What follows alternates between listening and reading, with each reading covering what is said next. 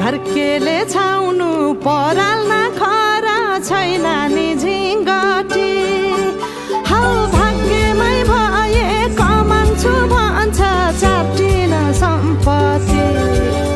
हौ भाग्यमै भए कमान्छु भन्छ चाटिन सम्पत्ति गाई भने सानो दुध दिन्छ मानो खानु कि नखानु मागेरै लानु नसक्नेसँग जानु कि नजानु